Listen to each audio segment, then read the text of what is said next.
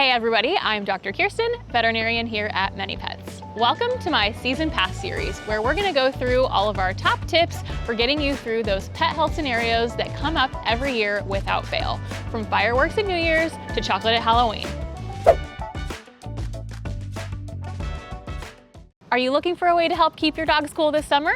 In this video, I'm going to go through all of my top tips to preemptively keep your dogs cool with the hot weather coming.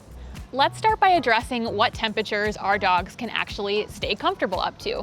For most healthy adult dogs, I say up to about 20 degrees Celsius or around 70 degrees Fahrenheit is going to be safe for your pup. Now there are exceptions to this rule, and that might include our very young dogs, our senior pets, our overweight pets, our brachycephalic or flat-faced breeds, or dogs with underlying health conditions. We may want to be thinking about heat for these pets up to about the mid-teens. When it comes to higher temperatures that your dog might not be able to cope with, it's important to use preemptive measures to keep them cool and prevent things like heat stroke, which can be life-threatening.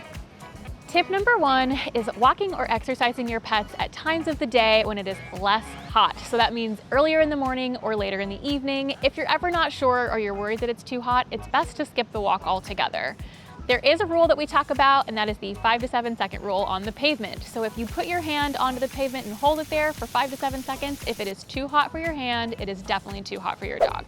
Tip number two, we want to make sure we are keeping our dogs properly hydrated, and that means having plenty of cool water available both inside and outside.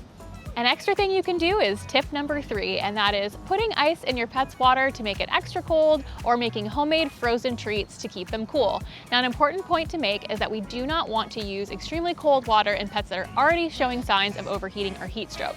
This is safe when it's a preventative measure, not when it's a measure of treatment. Tip number four is something that I like to do at home for Jordy, and that is to keep cooling mats around the house. You can also use these outside, and it's a great way to help your dogs have a place to lay down and cool off. If you're interested in learning about some different options for cooling mats, check out our review video,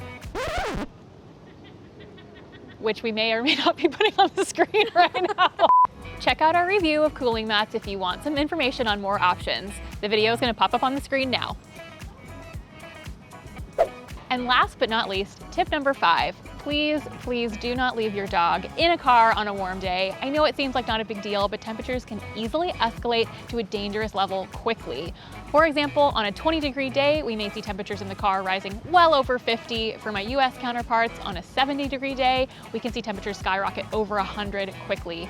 Remember that when it comes to our dogs in the heat, prevention is always better than treatment. So stick to these tips and enjoy the warm weather this summer.